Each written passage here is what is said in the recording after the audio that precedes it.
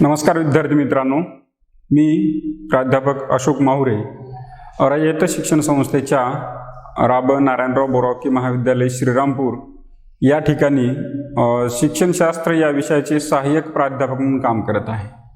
विद्यार्थी मित्रांनो, आज आपण BA तृतीय वर्षातील घटक क्रमांक 4 मानसिक प्रक्रिया या घटकाचा अभ्यास करणार आहोत।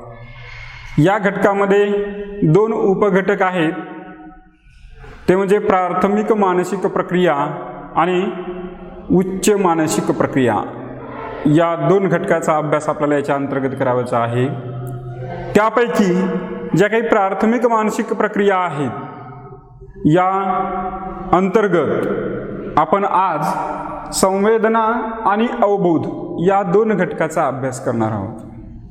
संवेदना म्हणजे काय किंवा कशाला म्हणतात आणि अवबोध कशाला म्हणतात, आणि या संवेदना आणि अवबोध याचा शिक्षणशास्त्रामध्ये किंवा शैक्षणिक उपयोग काय किंवा महत्त्व काय या घटकाचा अभ्यास आपण आजच्या तासाला करणार आहोत। कारण आपण शिक्षणशास्त्राचे विद्यार्थी आहोत। या शिक्षणशास्त्राच्या हेतूनं किंवा शैक्षणिक हेतूनं संवेदनाचा अर्थ काय आहे किंवा संवेदनाचं महत्त्व काय आहे आणि अवबोधाचं महत्त्व काय आहे।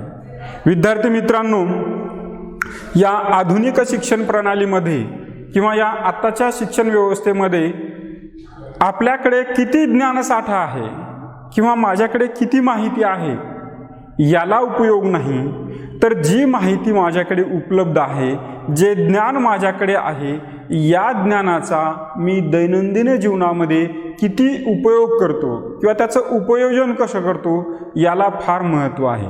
म्हणजे ज्ञानसाठ्यापेक्षा ज्ञानाच्या उपयोजनाला।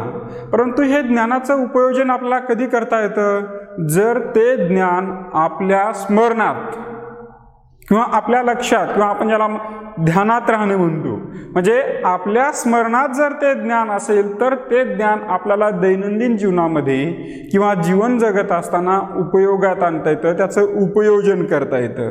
म्हणजे स्मरण, लक्षात ठेवणे, मेमरी हे कशाच्या संदर्भात आहे? अध्ययनाच्या संदर्भात, लर्निंगच्या संदर्भात आहे।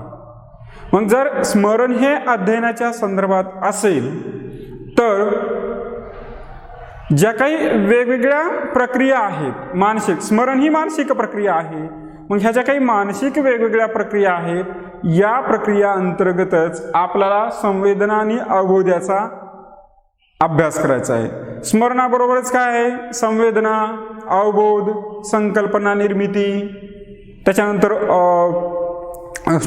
सृजनशीलता, विचार, हे काय आहेत? वेगवेगळी मानसिक प्रक्रिया आहेत। म्हणजे मनामध्ये जे वेगवेगळे विचार घडत असतात किंवा मनाचा जो काही अंतरक्रिया होत असते, ह्या सर्व क्रिया आपल्या मानसिक प्रक्रिया आहेत। म्हणजे आपल्याला बाह्य जगाचं जर ज्ञान करायचं असेल किंवा बाह्य जगाची जर माहिती घ्यायची असेल होत असताना, आपण मिळवलेल्या ज्ञानाशी, मूळ ज्ञानाशी, म्हणजे जे आपल्याकडे ज्ञान आहे आणि बाह्य जगाचं ज्ञान आहे, यांचा कुठेतरी आपण सांगड घालत असतो। म्हणजे ही सांगड घालत असताना आपल्या मनामध्ये वेगवेगळ्या प्रक्रिया सुरू असतात। मग या अंतर्गत आज आपण फक्त संवेदना म्हणजे काय किंवा अवबोध म्हणजे काय या 2 घटकाचा अभ्यास करणार आहोत। पहिला घटक आहे संवेदना। बघा,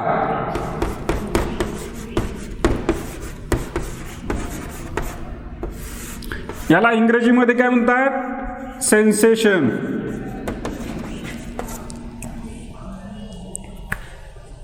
संवेदना म्हणजे काय?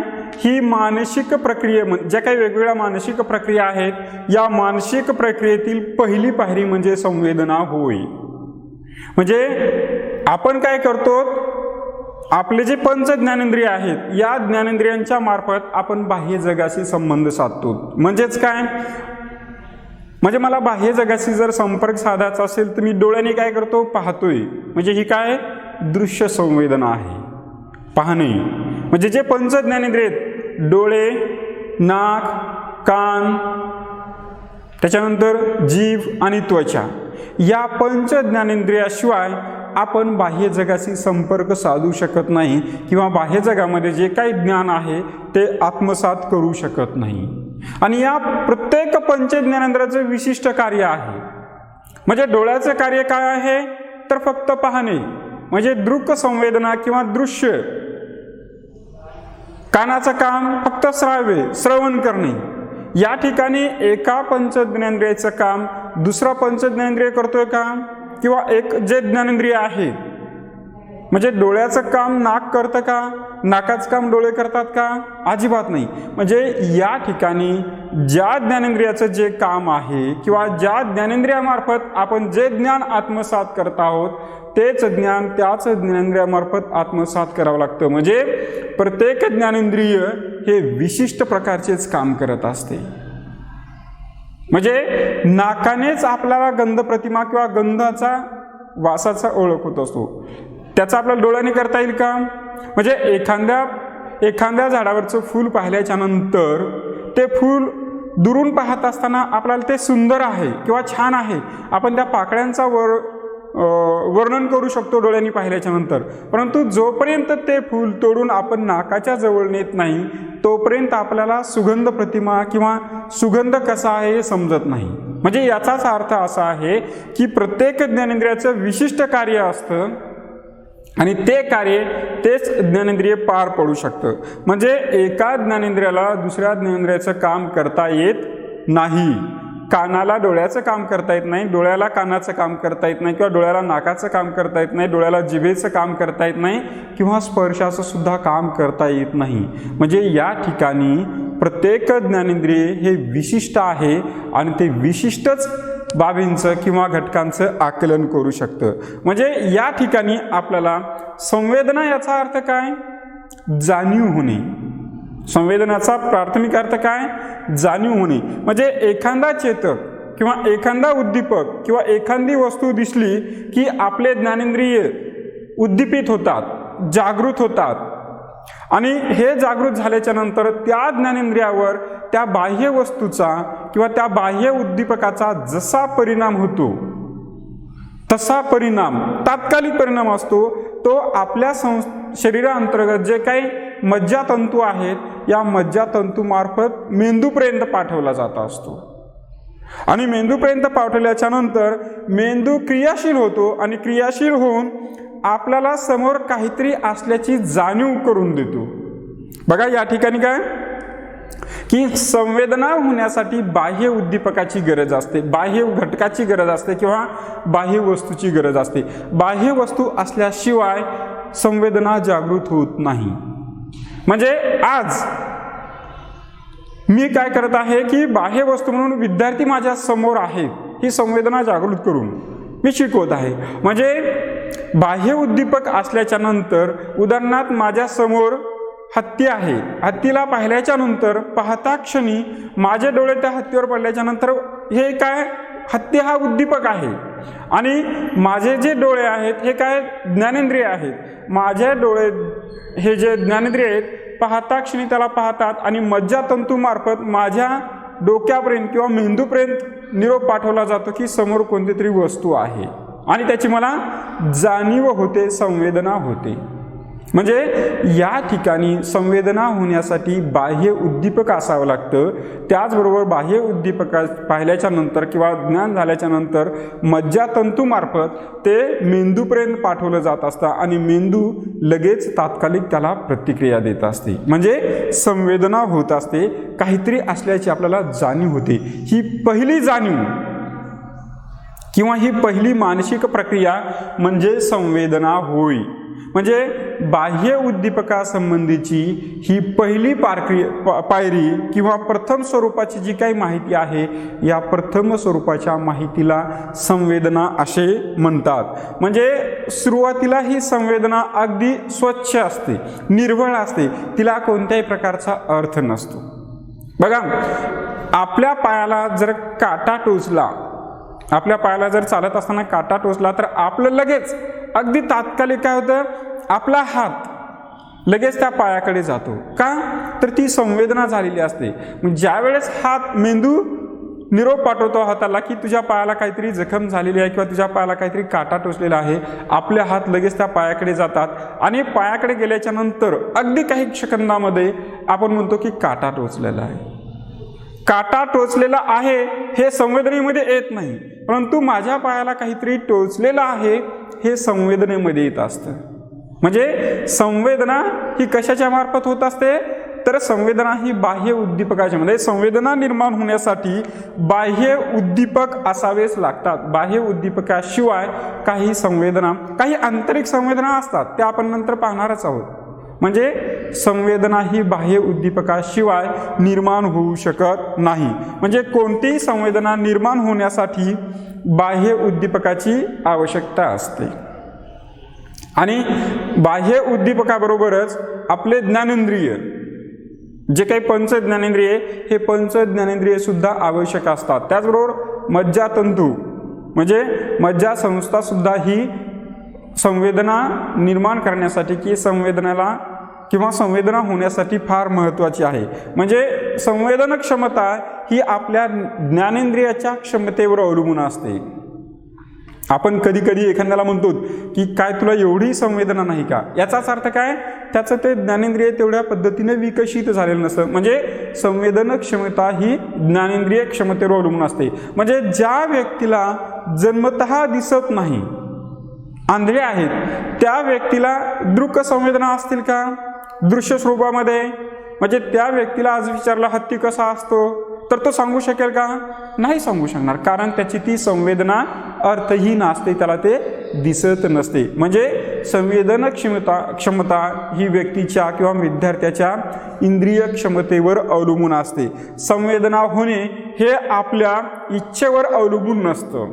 बघा, म्हणजे जोपर्यंत बालक वय वर्ष 1-2 पर्यंत त्याला ते कळत नाही, परंतु ज्यावेळेस त्याचे अनुभव जास्त येतात त्यावेळेस त्याला काय, त्याची इच्छा असो अथवा नसो संवेदना होतच असते. उदाहरणार्थ ढगांचा गडगडाट किंवा विमानात आकाशातून जाणारे विमान, त्याचा जो आवाज आहे, म्हणजे तुम्ही तो आवाज किंवा तुम्ही तो ढगांचा गडगडाट कितीही ऐकायचं नाही म्हटलं तरी तो तुमच्या कानावर पडतो. आणि ज्या क्षणी कानावर पडतो त्याची जाणीव होते, त्या क्षणी तुमचे कान ते श्रवण करतात, मज्जातंतूमार्फत मेंदूकडे पाठवले जातात आणि त्याची जाणीव होते. आणि जाणीवेला ज्यावेळेस अर्थ प्राप्त होतो तो अर्थ म्हणजे अवबोध, संवेदना नव्हे. बघा, संवेदना आणि अवबोध ह्या 2 वेगवेगळ्या मानसिक प्रक्रिया आहेत. संवेदना आणि अवबोध वेगवेगळे आहेत. म्हणजे संवेदना आणि अवबोध, संवेदना कुठं संपली आणि अवबोध कुठं सुरू झाला किंवा कधी सुरू झाला हे सांगता येत नाही. परंतु सर्वसाधारणपणे म्हणजे वय वर्ष 2 पर्यंत संवेदना ही वेगळ्या स्वरूपामध्ये असते आणि अवबोध हा वेगळ्या स्वरूपामध्ये असतो. म्हणजे आज आपल्याला ढगांचा गडगडाट झाल्याबरोबर आपण लगेच म्हणतो की पाऊस पडणार आहे किंवा ढगांचा गडगडाट झाला. म्हणजे मंदिरातील घंटा किंवा अग्निशामकची घंटा, या 2 घटकांचा किंवा 2 घंटांचा आवाज सुद्धा आपण वेगवेगळा करतो. का? कारण आपल्याला तेवढा अनुभव आलेला असतो. म्हणजे संवेदनेची जर व्याख्या करायची म्हटलं किंवा संवेदना म्हणजे नेमकं जर समजून घ्यायचं म्हटलं तर संवेदना म्हणजे अर्थरहित ज्ञान होय. संवेदना म्हणजे काय? बघा, अर्थरहित ज्ञान. संवेदनेला ज्ञान आहे का? नाहीये, अर्थरहित असते. परंतु ज्या क्षणी अर्थ, त्या संवेदनेला अर्थ प्राप्त होतो त्याला अवबोध असे म्हणतात. ते आपण नंतर पाहणारच आहोत. आणि संवेदना निर्माण होण्यासाठी बाह्य उद्दीपकांच्या गुणधर्मांचे तात्कालिक ज्ञान करून देणाऱ्या प्राथमिक स्वरूपाच्या मानसिक क्रियेला संवेदना असे म्हणतात. म्हणजे ही जी काही मानसिक क्रिया आहे ही मानसिक प्रक्रिया ज्ञानग्रहणातली पहिली पायरी आहे. कशाची? संवेदना ही ज्ञानग्रहणातली पहिली पायरी आहे. मग संवेदनेचे 5 प्रकार आहेत. संवेदनेचे प्रकार किती आहेत? म्हणजे संवेदना किती प्रकारच्या असतात? 5 प्रकारच्या आहेत. कोणकोणते? जे आपले पंच ज्ञानेंद्रिय आहेत त्याच्यावरच हे 5 प्रकार अवलंबून आहेत. म्हणजे दृक संवेदना, डोळ्याने पाहतो ती दृक संवेदना, कानाने ऐकतो ती श्राव्य संवेदना, जिभेने चव घेतो ती रस संवेदना, त्याच्यानंतर नाकाने वास घेतो ती गंध संवेदना, आणि त्वचेने स्पर्श संवेदना, म्हणजे हे संवेदनेचे 5 प्रकार आहेत. विद्यार्थी मित्रांनो, आपण जे LKG UKG किंवा छोट्या गटामध्ये मोठ्या गटामध्ये त्या ज्या मॅडम असतात नर्सरीमधल्या, त्या ज्या आपल्याकडून कृती करून घेतात, याचाच अर्थ असा आहे की आपल्या त्या 5ही संवेदना जागृत करण्याचं काम त्या ठिकाणी केलं जात असतं. ज्या व्यक्तीच्या किंवा ज्या विद्यार्थ्याचे हे पंच ज्ञानेंद्रिय जेवढे विकसित होतात तेवढा त्या व्यक्तीचा व्यक्तिमत्वाचा विकास होत असतो. म्हणून संवेदना ही ज्ञानग्रहणाची पहिली पायरी आहे. काय आहे? संवेदना ही ज्ञानग्रहणाची पहिली पायरी आहे. म्हणून मानसिक प्रक्रियेमध्ये सेन्सेशन किंवा संवेदनाला फार महत्त्व आहे. संवेदना झाल्याशिवाय ज्ञानग्रहण किंवा बाह्य वस्तूचं किंवा बाह्य जगाची जाणीव आपल्याला होत नाही. ती जाणीव करून घेण्यासाठी संवेदना किंवा हे जे संवेदना होण्यासाठी हे पंच ज्ञानेंद्रिय फार महत्त्वाचे असतात. म्हणून संवेदना ही शिक्षण प्रक्रियेतली फार महत्त्वाची पायरी आहे. आपण नंतर संवेदना आणि अवबोधाचं शैक्षणिक उपयोग पाहणार आहोत. आता दुसरा घटक आहे अवबोध.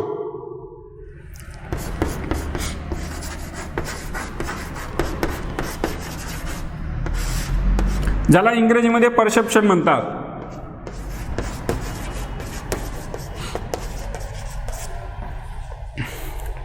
मी तुम्हाला अगोदरच म्हणलं की संवेदना झाल्याशिवाय अवबोध होत नाही. संवेदना झाल्यानंतर त्या संवेदना मन किंवा आपला मेंदू जो अर्थ लावतो त्याला अवबोध असे म्हणतात. म्हणजे संवेदनानंतरची दुसरी मानसिक प्रक्रिया जर कोणती आहे तर ती अवबोध आहे. आणि ज्ञानग्रहणामध्ये अवबोधाला किंवा परसेप्शनला फार महत्त्व आहे. जोपर्यंत अवबोध होत नाही तोपर्यंत ज्ञानग्रहणाची प्रक्रिया पुढे जात नाही. म्हणजे संवेदना ही पहिली आहे तर अवबोध ही मानसिक प्रक्रियेतील दुसरी महत्त्वाची प्रक्रिया आहे. अवबोध म्हणजे काय? कशाला म्हणायचं अवबोध? तर अवबोध बरोबर बघा,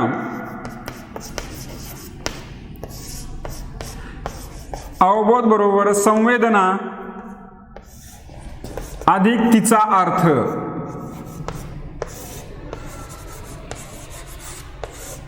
काय आहे अवबोध? कशाला म्हणायचं? तर अवबोध बरोबर संवेदना प्लस तिचा अर्थ. म्हणजे संवेदनाला ज्या वेळेस अर्थ प्राप्त होतो त्याला अवबोध असे म्हणतात. ज्या वेळेस आपल्या कानावर विजेच्या ढगाचा कडकडाट आवाज पडतो आणि आपलं मन म्हणतं की ते ढगांचा आवाज आहे. ज्यावेळेस आपण असं मन तयार होतं की ढगांचा आवाज आहे त्याला अवबोध असे म्हणतात. बघा, लहान मुलांच्या संवेदना आणि अवबोधमध्ये अंतर असतं. ज्यावेळेस मूल 2 वर्षाचं होईपर्यंत बाहेरचा जे आवाज असतो त्या आवाजाला अर्थ लावण्याचा प्रयत्न करतो. म्हणजे त्याला विशिष्ट हा आवाज याचाच आहे याचा अवबोध होत नाही. परंतु जसे जसे त्या व्यक्तीचे अनुभव समृद्ध होत जातात तसं तसं ते अवधान कक्षा किंवा अवबोध कक्षा वाढत असते. म्हणजे संवेदना ही पहिली पायरी आहे तर अवबोध ही दुसरी पायरी आहे. ज्ञानग्रहणाची अवबोध ही दुसरी पायरी आहे. अवबोध म्हणजे काय? तर अवबोध म्हणजे अर्थयुक्त ज्ञान. बघा, आपण काय म्हणलं? संवेदना म्हणजे अर्थरहित ज्ञान तर अवबोध म्हणजे अर्थयुक्त ज्ञान.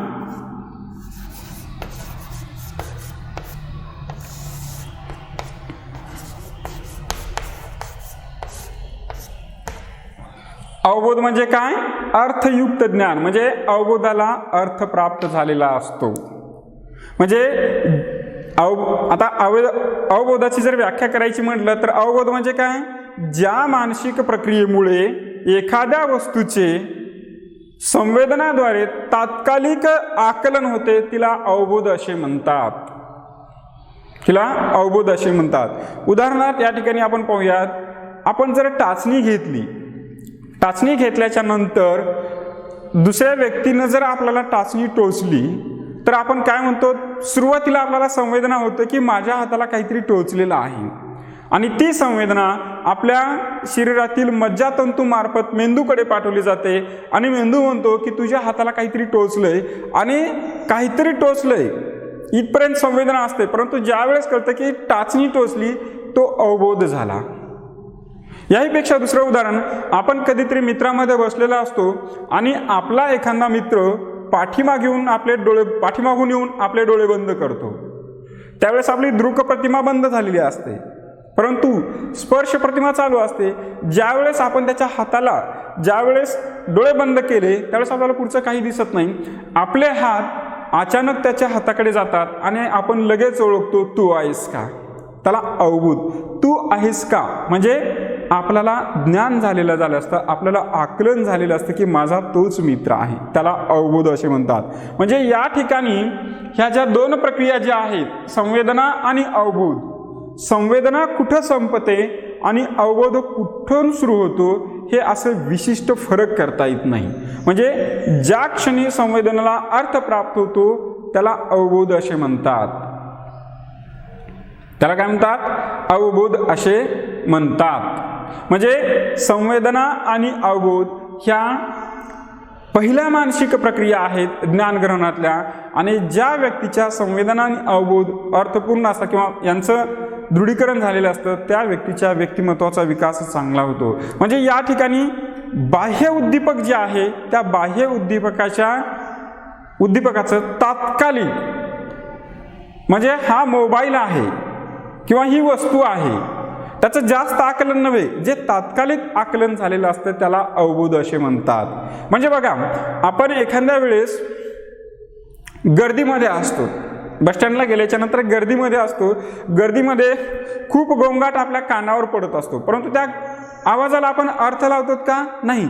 परंतु त्याच आवाजामध्ये जर आपल्याला एखादा ओळखीचा आवाज वाटला तर आपण काय म्हणतो की हा आवाज त्यांचा आहे. म्हणजे आपण काय करतो? लगेच अवबोध अर्थ लावतो, संवेदनेला अर्थ प्राप्त करून देतो. म्हणजे संवेदनेला अर्थ प्राप्त झाला म्हणजे अवबोध झाला. म्हणून मानसिक प्रक्रियेतील संवेदना आणि अवबोध ह्या दोन फार महत्त्वाच्या प्रक्रिया आहेत. आणि शिक्षण प्रक्रियेमध्ये आपण या ठिकाणी त्यांचे प्रकार पाहणार नाही, अवबोधाचे प्रकार, परंतु शिक्षण प्रक्रियेमध्ये संवेदना आणि अवबोध या दोन घटकाला फार महत्त्व आहे. कारण स्मरण ही जी अध्ययनाच्या संदर्भातली प्रक्रिया असणारी आहे, स्मरण ही संवेदना आणि अवबोध याच्यावर अवलंबून असणारी प्रक्रिया आहे. विद्यार्थी मित्रांनो, आपण या ठिकाणी या संवेदनेचा आणि अवबोधाचा शैक्षणिक उपयोग काय आहे, शिक्षणशास्त्राच्या दृष्टिकोनातून त्याचं महत्त्व काय आहे या घटकाचा अभ्यास करूया. बघा, जोपर्यंत संवेदना होत नाही तोपर्यंत आपल्याला बाह्य जगाचं ज्ञान किंवा बाह्य जगाशी समायोजन साधता येत नाही किंवा त्याला अर्थ लावता येत नाही. म्हणून शिक्षणशास्त्रामध्ये किंवा विद्यार्थ्यांच्या व्यक्तिमत्व विकासामध्ये संवेदना आणि अवबोध या दोन घटकाला किंवा या दोन मानसिक प्रक्रियांना फार महत्त्व आहे. कारण अध्ययनार्थ्यांना बाह्य जगाचं यथार्थ ज्ञान मिळवून देण्यासाठी शिक्षकांनी विशिष्ट प्रयत्न केले जातात. म्हणजे व्यक्तीच्या व्यक्तिमत्व विकासासाठी औपचारिक शिक्षणामध्ये शिक्षक हेतुपुरस्परपणे किंवा हेतुपूर्वक काही प्रसंग घडून आणून त्या विद्यार्थ्यांना त्या पद्धतीचं ज्ञान आत्मसात केलं जात असतं. आपण या ठिकाणी संवेदना आणि अवबोध यांचं शैक्षणिक महत्त्व पाहत. बघा, आपण जे ज्ञान आत्मसात करत असतो ते कशाच्या मार्फत? आपल्या पंचज्ञानेंद्रियांच्या मार्फत. डोळे, कान, नाक, जीभ, त्वचा हे जे काय आपले पंचज्ञानेंद्रिय आहेत याच्या मार्फत आपण ज्ञान ग्रहण करत असतो. म्हणून शिक्षकांनी विद्यार्थ्यांना अनुभव देत असताना वेगवेगळे अनुभव द्यावेत. म्हणजे एखाद्या विद्यार्थ्याचा जर दृक संवेदना जास्त असेल तर तो त्याच्यातून ज्ञान आत्मसात करेल. एखाद्या विद्यार्थ्याची श्राव्य संवेदना जास्त विकसित झाली असेल तर त्याच्यातून ते ज्ञान आत्मसात करू शकतं, किंवा एखादा स्पर्श ज्ञानातून किंवा गंध ज्ञानातून किंवा रस ज्ञानातून. म्हणून या सर्व पंचज्ञानेंद्रियांचा विकास करण्यासाठी संवेदना निर्माण करण्यासाठी शिक्षकांनी विशेष करून विद्यार्थ्यांना वेगवेगळे अनुभव द्यावेत. विविध अनुभवातून ज्ञान ग्रहणाची प्रक्रिया पुढे चालवावी. म्हणजे वेगवेगळ्या जे पंचज्ञानेंद्रिय आहेत यांचा विकास करावा. किंवा पुढचं आपल्याला सांगताय की ऐतिहासिक व भौगोलिक परिस्थिती सांगत असताना ज्यावेळेस इतिहास विषय किंवा भूगोल यासारखे विषय शिकवत असतो त्यावेळेला शिक्षकांनी पार्श्वभूमी सांगावी. पार्श्वभूमी सांगितल्यामुळं विद्यार्थ्यांचं मन किंवा विद्यार्थ्यांचा मेंदू त्या पद्धतीने विचार करतो आणि ज्ञानग्रहण किंवा दृढीकरण चांगल्या पद्धतीने होत असं, म्हणजे किंवा ती पार्श्वभूमी सांगितल्यामुळं विद्यार्थ्यांच्या लक्षात जास्त काळ राहत असतं. किंवा आकृती आणि पार्श्वभूमी या दोन गोष्टीवर आपला अवबोध अवलंबून असतो. अर्थ आकृती आणि पार्श्वभूमी या दोन गोष्टीवर आपला अवबोध अवलंबून असतो. म्हणून ह्या दोन्ही गोष्टी सहजपणे विद्यार्थ्यांनी किंवा अध्ययनार्थ्यांच्या समोर शिक्षकांनी मांडाव्यात.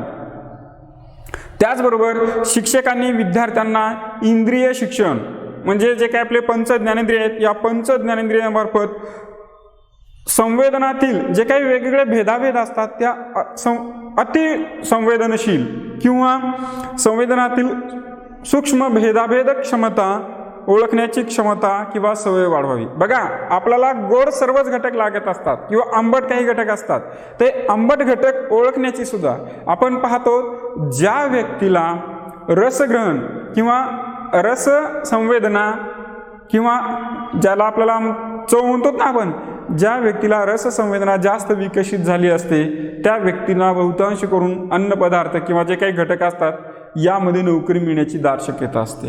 कारण का, तर त्यांना जो फ्लेवर असतो, विशिष्ट जी चव असते ती चव ओळखता आली पाहिजे.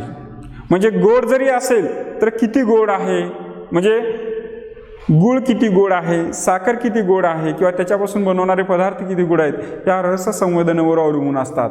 बघा, अत्तरसारख्या कंपनीमध्ये सुद्धा आपल्याला वास घेण्यासाठी सुद्धा पगार असतो. म्हणजे या ठिकाणी या संवेदना आणि अवबोध याचा अर्थ असा आहे किंवा त्याचा शैक्षणिक उपयोग असा आहे की व्यक्तीचे जे पंच ज्ञानेंद्रिय आहेत या पंच ज्ञानेंद्रियाच्या वेगवेगळ्या माध्यमातून विकास केला पाहिजे. म्हणजे विद्यार्थ्यांना जास्तीत जास्त इंद्रिय शिक्षण देणं खूप गरजेचं आहे. ज्या पद्धतीचं इंद्रिय शिक्षण आपलं होईल किंवा पंच ज्ञानेंद्रियाचा विकास होईल तितकंच व्यक्तीचा व्यक्तिमत्वाचा विकास होत असतो. त्याचबरोबर गणित जो विषय आहे, गणित सारख्या विषयामध्ये किंवा अध्यापन करत असताना क्षेत्रफळ असेल, घनफळ असेल किंवा वजन या गोष्टी प्रत्यक्षपणे विद्यार्थ्यांना त्या हाताळू द्याव्यात. म्हणजे काय, या ठिकाणी तो पाहिल, निरीक्षण करेल, हातानेच्या स्पर्शज्ञानाने ते समजून घेईल. म्हणजे जास्तीत जास्त पंच ज्ञानेंद्रिये ज्ञानग्रहणाच्या प्रक्रियेमध्ये समाविष्ट करून घ्यावेत. म्हणजे विद्यार्थ्यांचे अनुभव किंवा अवबोध समृद्ध होईल. विद्यार्थ्यांचे अनुभव विस्तृत आणि समृद्ध करण्यासाठी शिक्षकांनी जास्तीत जास्त प्रत्यक्ष अनुभव देण्याचा प्रयोग करावा. म्हणजे ज्ञान देत असताना प्रत्यक्ष अनुभव दिल्याच्या नंतर ते ज्ञान चिरकाळ विद्यार्थ्यांच्या लक्षात राहत असतं. बघा, एखादी वस्तू सांगत असताना म्हणजे जी वस्तू आपण पाहिलेलीच नाही त्या वस्तूचं कितीही वर्णन करून जर आपल्याला सांगितली तर त्याचं आकलन होईल का, तिचा अवबोध होईल का, त्याचा आपल्याला अर्थ लावता येईल का, नाही. परंतु तीच वस्तू किंवा त्या वस्तूचं प्रतिकृती किंवा मॉडेल जर वर्गामध्ये आणलं तर विद्यार्थ्यांना ती वस्तू लगेच समजेल. म्हणजे सर्वच विद्यार्थ्यांनी ताजमहल पाहिलेला आहे का, नाही. परंतु ताजमहलचं मॉडेल जर करून वर्गामध्ये दाखवलं तर विद्यार्थी लवकर किंवा विद्यार्थ्याचं अवबोधन कक्षा किंवा अवधान कक्षा विस्तृत होऊन त्याचा अर्थ त्याला लगेच समजेल. म्हणजे या ठिकाणी शिक्षकांनी विद्यार्थ्यांचे संवेदना आणि अवबोध कक्षा विस्तृत करण्यासाठी प्रत्यक्ष कृतीचा अवलंब करावा किंवा प्रतिकृतीचा अवलंब करावा. म्हणजे या ठिकाणी आपल्याला असं म्हणता येईल की वस्तूंचा किंवा साधनांचा उपयोग करून विविध गुणधर्मांची ओळख करून देताना संबंधित ज्ञानेंद्रियामार्फत आवश्यक ते अनुभव उपलब्ध करून देण्याची संधी उपलब्ध करून म्हणजे संधी वर्गामध्ये उपलब्ध करून द्यावी. म्हणजे या ठिकाणी आपण जी गोष्ट ऐकलेली आहे की 4 अंध व्यक्तींना जर हत्ती समोर सोडलं तर ते 4 अंध व्यक्ती हत्तीचं निरीक्षण कसं करतील, त्यांना दिसत नाही. ज्यांनी त्या पायाला हात लावला असेल तो म्हणेल की हत्ती हा खांबासारखा उंच असतो. ज्यांनी सोंडेला हात लावला असेल तो म्हणतो सोंडेसारखा हत्ती असतो. ज्यांनी शेपटीला हात लावला असेल तो म्हणतो छोटासा शेपटीसारखा आहे. ज्यांनी कानाला हात लावला असेल तो सुपासारखा हत्ती आहे. म्हणजे याचाच अर्थ त्यांना ते वस्तू दिसलेली आहे किंवा तो प्राणी दिसलेला आहे का, नाही. म्हणजे त्यांनी त्या स्पर्श ज्ञानातून जे काही आकलन किंवा अवबोध करून घेतलेला आहे त्या हत्तीचा तसंच ते वर्णन करतील. म्हणजे या ठिकाणी शिक्षकांनी विद्यार्थ्यांच्या पंच ज्ञानेंद्रियामार्फत किंवा या पंच ज्ञानेंद्रियांना ज्ञान आत्मसात करण्याची संधी जास्तीत जास्त उपलब्ध करून दिली तर विद्यार्थ्यांच्या व्यक्तिमत्वाचा विकास चांगला होतो किंवा तो घटक चांगला दृढ होत असतो. अवबोध प्रक्रियेत बाह्य उद्दीपकांचं वर्गीकरण केलं जात असतं आणि हे वर्गीकरण करत असताना वर्गीकरणाचं तत्व शिक्षकांनी अध्यापन करताना लक्षात ठेवलं पाहिजे. म्हणजे छोट्या छोट्या गटामध्ये वर्गीकरण करून जर शिकवलं तर ज्ञानग्रहण किंवा ते दृढीकरण चांगल्या पद्धतीचं होत असतं. त्याचबरोबर पुढे आपण पाहतो की कधी कधी पूर्वग्रहामुळे चुकीचा बोध होतो. जर आपल्या मनामध्ये एखाद्या घटकाच्या संदर्भात पूर्वग्रह असेल तर चुकीचा बोध होतो आणि चुकीचा बोध होऊ नये याची शिक्षकांनी खबरदारी घ्यायला पाहिजे. म्हणजे उदाहरणार्थ मंदिरातील घंटा आणि अग्निशामकची घंटा, आपल्याला घंटेचा आवाज सारखाच येतो. जोपर्यंत आपला अवबोध किंवा जोपर्यंत आपल्याला दोन घटकामध्ये वर्गीकरण करता येत नाही किंवा दोनची तुलना करता येत नाही तोपर्यंत आपण काय म्हणतो, ती घंटा कोणती जरी घंटा वाजली, मग अग्निशामकची जरी घंटा वाजली तरी आपण म्हणतो मंदिराची घंटा आहे किंवा मंदिराची जरी घंटा वाजली तर आपण अग्निशामकची. म्हणजे या ठिकाणी शिक्षकांनी वर्गीकरणावर जास्तीत जास्त भर द्यावा. म्हणजे एकंदरीत जे काही पूर्वग्रह आहे तो पूर्वग्रह विद्यार्थ्यांच्या मनामधून कायमचा काढून टाका. याचबरोबर शिक्षकांनी वर्गामध्ये अध्यापन करत असताना वेगवेगळ्या किंवा निरनिराळ्या शैक्षणिक साधनांचा उपयोग सुद्धा करावा. कारण शैक्षणिक साधनांचा उपयोग केल्यामुळं विद्यार्थ्यांची आकलन क्षमता किंवा अवधान कक्षा विस्तृत होत जात असते आणि वेगवेगळे जे काही ज्ञानग्रहणाचे पंचज्ञानेंद्रिय आहेत ते वेगवेगळी कार्य करत असतात. म्हणजे या ठिकाणी त्या वस्तूंचा किंवा त्या घटकाचा परिचय करून देत असताना शिक्षकांनी शैक्षणिक साधनांचा जर उपयोग केला तर त्यावेळेस विद्यार्थ्यांचे डोळे असतील, जर ती शैक्षणिक वस्तू हाताळत असेल तर स्पर्श ज्ञान असेल, त्याचं जे वर्णन आहे ते श्राव्य ज्ञान असेल, या वेगवेगळ्या माध्यमातून विद्यार्थ्यांना ते घटक किंवा तो घटक समजण्यास मदत होत असते. म्हणजे या ठिकाणी या ही जी काही मानसिक प्रक्रिया आहेत, संवेदना आणि अवबोध, या दोन घटकाच्या माध्यमातून विद्यार्थ्यांची अध्ययन क्षमता किंवा अवधान कक्षा विस्तृत करता येते. अशा प्रकारे आज आपण या मानसिक प्रक्रियेतील संवेदना आणि अवबोध या दोन घटकांचा अभ्यास केलेला आहे. पुढील तासाला आपण दुसरा घटक अभ्यासूयात. तोपर्यंत धन्यवाद.